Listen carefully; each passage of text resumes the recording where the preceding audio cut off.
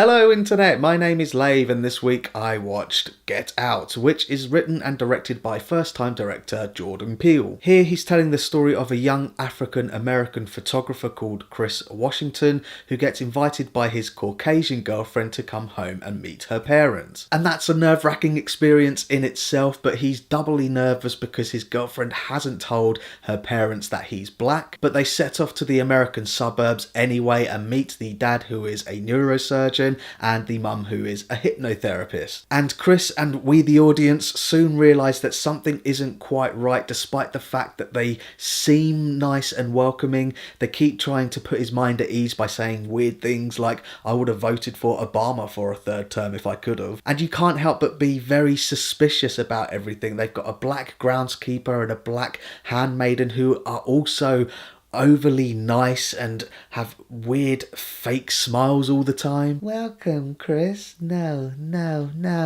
get out. And of course things do go batshit crazy, but I think half of the fun of this film is not knowing where it's gonna go, so I'm not gonna spoil anything. What I will say though is that I'm not the biggest fan of horror films, and the only reason why I went to see this is because I was hearing positive things from across the pond. But I have to admit I was pleasantly surprised with this. There are horror elements in there, but there's also comedic elements, especially satirical comedy, and it's in general just a good mystery thriller. And I've got to say, it blends all of those genres together really nicely. Yeah, they don't always mix. For me, I definitely enjoyed the first and second act more than the third, because I think that's where it's having the most fun. They really ramp up the paranoia, and that's when the satirical element is at its best, when it's commentating on racial tension. And then the third act does descend into a traditional horror, but it does play around with a lot of the tropes. For example, there is a scene when you can't find the keys in a desperate situation.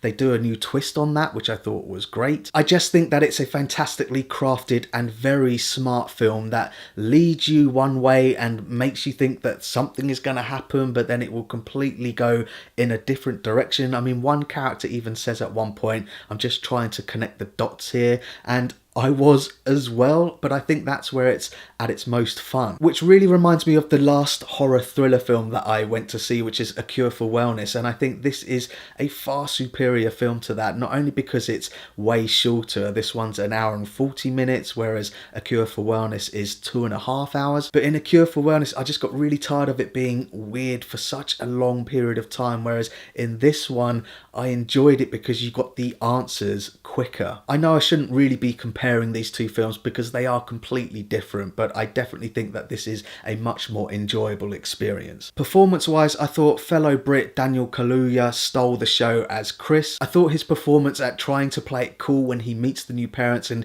keep his paranoia at bay was really good. And I also really liked his girlfriend Rose, played by Allison Williams, who seems to be oblivious to it all. Likewise, I also really liked Bradley Whitford and Catherine Keener as mum and dad respectively. I'm always going to double take people who are stirring their teacup now. Yeah. And then upping the weird factor is Marcus Henderson as the groundskeeper and Betty Gabriel as the maid. Honestly, the whole time you're thinking, what is their deal? What's going on? But in a really good way. And then you've got Lil Rel Howery as Rod, Chris's friend, who he keeps calling home to get advice and just talk to. He's the voice of reason and is the one who keeps pointing out all of the horror tropes. He's also where most of the comedy comes from. I think if you took out his character, then this film would be a lot less funny. All in all, I thought all of the cast did a really great job. On top of that, you got some really interesting visuals. It really did remind me of Under the Skin in certain scenes. Check out the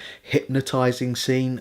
Ugh. And tonally, I think the best way to describe this film is a real mixture of Meet the Parents and Stepford Wives. I really liked it. So that's my thoughts on Get Out, and pause the video if you want to take a closer look at my enjoyment tracker now. All in all, I think this is a very smart film. It had me guessing all the way through to the end, but most importantly, I wasn't getting bored while I was trying to figure things out. And as I say, I'm not the biggest fan of horror films, and it does sort of turn into a generic horror film by the end, but I think what elevates this film is the satirical commentary on racial tension.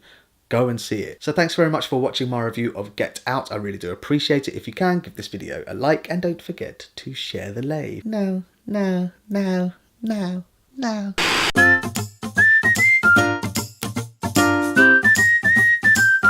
subscribe.